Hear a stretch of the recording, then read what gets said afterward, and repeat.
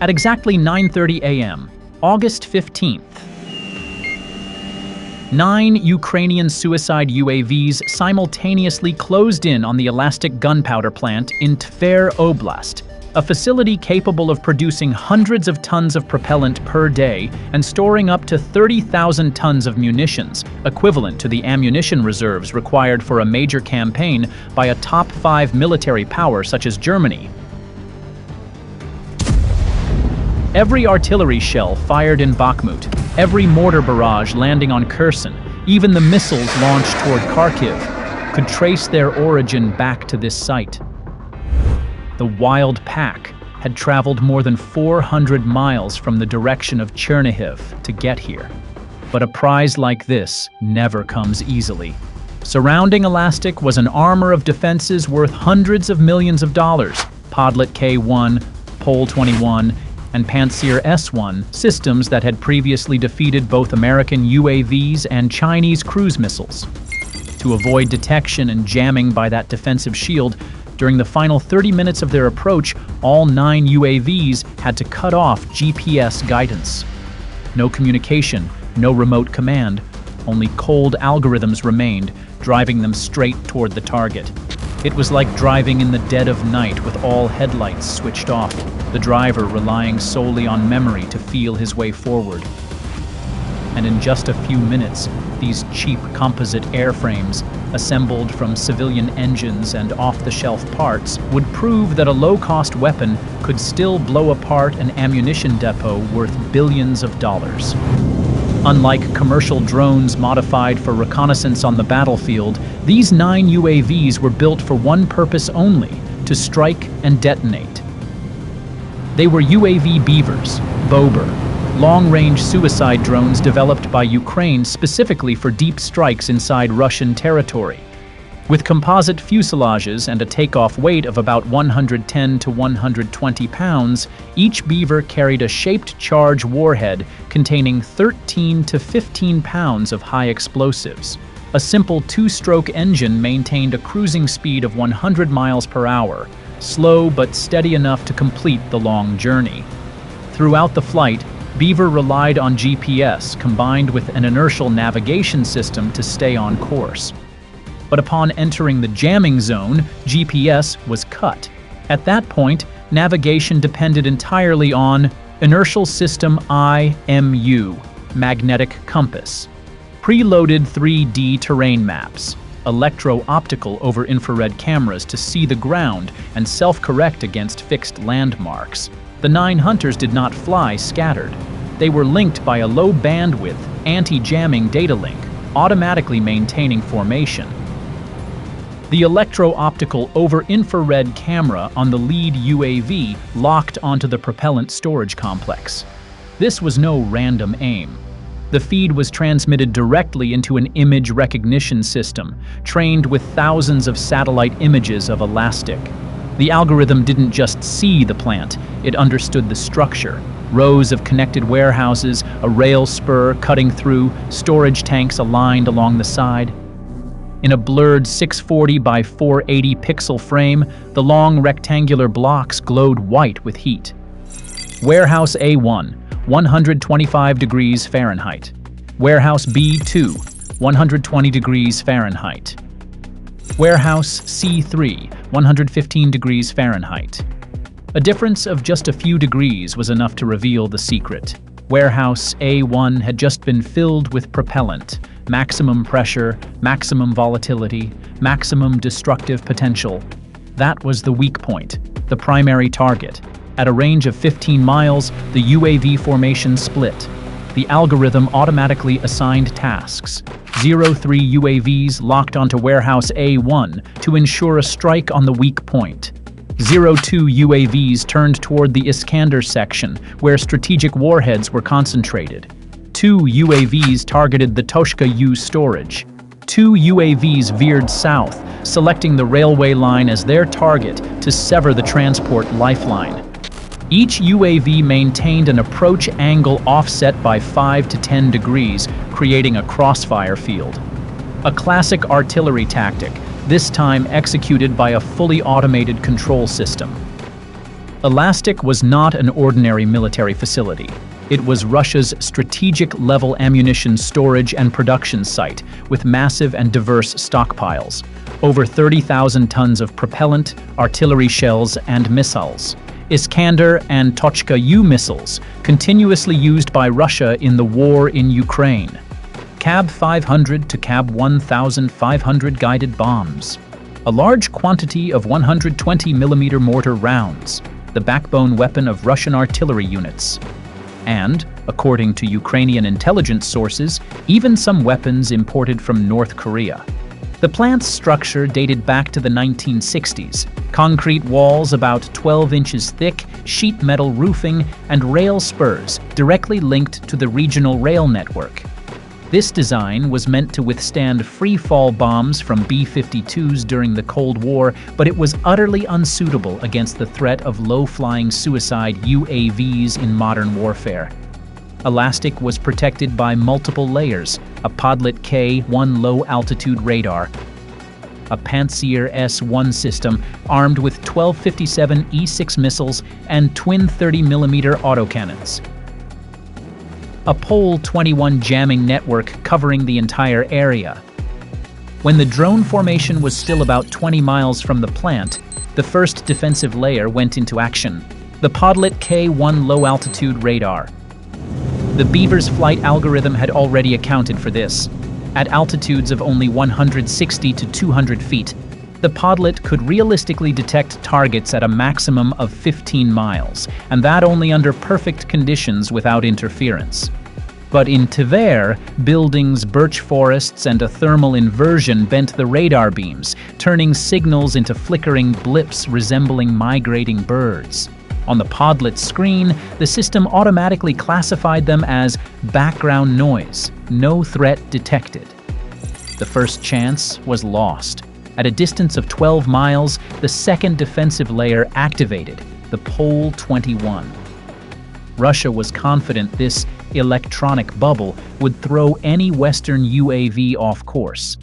Transmission stations pumped continuous false GPS signals, tricking navigation units into believing they were thousands of miles away, sometimes even over the Pacific Ocean. But the Beaver was not flying by GPS in its terminal phase. Its navigation relied on inertial systems, magnetic compass, preloaded 3D maps, and electro-optical over infrared sensors. The flight path was pre-calculated, independent of satellites. As a result, that electronic bubble was no more effective than trying to infect a dagger with a computer virus. The Pole 21 broadcasted in vain. All 9 Beavers held formation, continuing their approach toward Elastik. At exactly 10:29 a.m., when only 9 miles from the target, the final blips appeared on the fire control radar screen of a Pantsir S-1 battery positioned right next to Elastik. Altitude 200 feet. Speed 100 miles per hour. The operator on duty frowned. At that speed, the target was too slow to be a fighter jet, too fast to be a bird, and too low to be a civilian aircraft. He immediately swung the electro-optical sensor turret and zoomed in to maximum. On the thermal display, a small bright spot stood out against the cold ground. 4 propellers, a central fuselage, unmistakably a drone. Then another appeared, and another. A quick count. At least 8 signals spread across a front nearly 2 miles wide. The range meter dropped rapidly. 6 miles, 5 miles. At the current speed, just over 180 seconds remained before impact. Without waiting for higher command, the operator slammed his finger onto the automatic fire button, overriding all safeties. The first 57 E-6 missile roared out of its tube, belching white flame, accelerating to Mach 2.8 in just 3 seconds. All fire control systems switched to radar-guided homing mode, but the signal was unstable. The blip on the screen flickered like a dying bulb. The missile's seeker struggled to hold lock, a target too small, nearly vanishing from the electromagnetic spectrum. At 1.2 miles, the proximity fuse began calculating. It searched for a radar reflection large enough to trigger, but the Beaver UAV was too small. Result, the system decided this was not a valid target. The missile streaked past, missing by only a few yards, close enough to create a supersonic shockwave that shook the UAV but caused no damage. The launcher immediately fired a second round. But this time, the targeted UAV executed its pre-programmed jump maneuver, climbing an extra 65 feet in 2 seconds, then diving back down to 100 feet. The guidance computer, accustomed to the steady flight paths of aircraft, lost the track entirely. The second missile shot into empty sky, detonating off target. In less than 30 seconds, all 9 UAVs had penetrated every defensive layer. They split into 3 groups, each separated by several hundred yards, flying so low they almost blended into the terrain. At exactly 10:31 a.m., all 9 drones were now within 2 miles of the target. At this point, only the twin 30mm autocannons remained. But to fire, their barrels had to point directly toward the ammunition depot. A single stray burst could finish the enemy's job for them. In 40 seconds, impact was inevitable.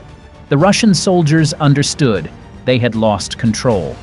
At 10:31 minutes and 30 seconds a.m., all UAVs simultaneously shifted into their final attack run. The algorithms locked hard onto coordinates, cutting all data link channels. From this moment, no command, even from Ukrainian operators, could alter their course. Each UAV held its heading, altitude descending, 200 feet, 160 feet, 130 feet. The 2-stroke engines screamed at full throttle, holding a steady 100 miles per hour. Their trajectories were now arrows already loosed. There was only one destination, the pre-assigned target. At 10:32 minutes a.m., all 9 UAVs plunged into their targets. Drones 1, 2, and 3 dove straight into the Iskander warehouse roof like knives piercing an overinflated balloon. Their 13-pound shaped charge copper warheads punched through the sheet metal roof, drilling fiery jets inside. At 0.02 seconds, the fuses triggered. At 0.20 seconds, internal pressure exceeded structural limits. The shockwave expelled air at nearly 9,200 feet per second. The entire block shuddered like a beast struck in the spine. The 0.3-inch steel roof was no longer a roof. It became a 15-ton steel plate, hurled skyward and crashing down nearly 660 feet away. Reinforced concrete walls split apart, rivets scattered like rain. Steel beams collapsed onto the factory floor like the bones of a fallen dinosaur. UAVs 4 and 5 slammed into the Iskander storage area, where Russia's strategic warheads were concentrated. Within 0.03 seconds, their fuses detonated, blowing apart the entire bay. The shockwave cascaded through dozens of Iskander missiles stacked inside. Armed sub-fuses sprang awake, igniting a massive fireball that shot hundreds of feet skyward, black smoke curling into a mushroom. UAVs 6 and 7 locked onto the Toshka U depot. These tactical ballistic missiles, built since the Soviet era, nearly 23 feet long, lay horizontally in the low-roofed warehouse. The fuses triggered. Just 0.05 seconds later, the first Tochka ignited. It did not explode alone. The shockwave swept the entire row, forcing the next warheads to ignite. 1, then 2, then the entire line. Successive detonations pounded like hammers on a war drum. Each beat a multi-ton missile torn apart. The Tochka U block became a giant forge. Molten metal glowed red. Shards several feet long tore outward, embedding deep into the ground like spears. In under 1 minute, 2 tactical weapon depots, Iskander and Tochka U, were erased. UAVs 8 and 9 struck the railway line, the artery connecting Elastik to Russia's entire front line. The impact showered sparks. In seconds, Elastik's strategic railway was severed. No train could arrive or depart. The entire logistics chain, feeding the front lines, collapsed instantly. The factory's automatic fire suppression system activated, spraying 2,600 gallons of foam per minute. Foam rained down, consumed by heat within 2 minutes. The system had been designed for small fires, not multiple chain explosions. From the local fire station, 2 10-ton tankers sped toward the site. Heat radiation gauges spiked 50 kilowatts per square meter at 330 feet. The crews were forced to stop at the perimeter, helpless as thermometers pegged maximum. 6 to 8 kilometers away, several dash cams recorded the sky suddenly changing color. Not a cloud, but a mushroom of smoke. In the workers' housing blocks, fire alarms howled before going silent. The power lines had been cut. A child asked his mother, "Why did a second sun rise at noon?" At 0.6 miles, the fire chief spread an industrial map across his car hood. All approach routes were blocked by thermal walls. He pointed to the western drainage channel, ordering an earthen dam, not to stop the fire, but to block burning runoff from reaching residential areas. That afternoon, commercial satellite imagery from Pantsir was released. The before and after shots exposed the devastation. Before, an industrial complex with warehouses, storage depots, rail lines, and a green belt of trees. After, a vast black scar. Warehouses gone, sheet metal and concrete melted, storage depots reduced to rubble, rail lines twisted like molten candy sticks. Even the surrounding forest was scorched into concentric rings, a perfect imprint of the blast's intensity. From above, Elastik looked as if erased by a tactical nuclear strike. OSINT sources later estimated the blast destroyed about 160,000 tons of ammunition. Among them, 30,000 tons of artillery shells and mortar rounds, dozens of Iskander and Tochka-U missiles, multiple consignments of CAB-guided bombs, nearly 50% of Russia's 120mm mortar stockpile, the backbone of its trench artillery. To visualize, 160,000 tons of ordnance equaled the combined firepower of dozens of artillery divisions for months, and in under 10 minutes, it was gone. News of the blast reached the battlefields of Donetsk and Kursk within hours. Russian artillery units, which had been firing 500 to 600 shells per day, were forced to scale back. 120mm mortars, the weapon accounting for 70% of all trench firepower, were now in critical shortage. In many sectors, Russian gunners were ordered to fire sparingly, shifting from saturation bombardment to selective targeting. Some batteries even had to request ammunition from neighboring regions. Elastik was not just an ammunition depot, it was a lifeline. When that artery was severed, the entire body of war weakened instantly. Each improvised UAV was estimated to cost about $20,000, even less when calculated with AliExpress component prices. In total, 9 UAVs, less than $200,000. In return, Russia suffered losses in the billions: ammunition, infrastructure, and most critically, confidence in its defenses. It was a bitterly lopsided equation. A few sheets of composite, a 2-stroke engine, and a warhead of just a few kilograms had annihilated an entire strategic weapons stockpile. From Moscow, Russian generals could not look away. If a facility located more than 190 miles inside Russian territory, protected by radar, Pantsir, and Pole 21, could still be wiped out so easily. What fate awaited the others? Most importantly, Ukraine had proven that modern war does not require billion-dollar long-range missiles or strategic bombers. Sometimes, just a swarm of cheap UAVs, guided by intelligence and absolute determination, was enough to rewrite the battlefield.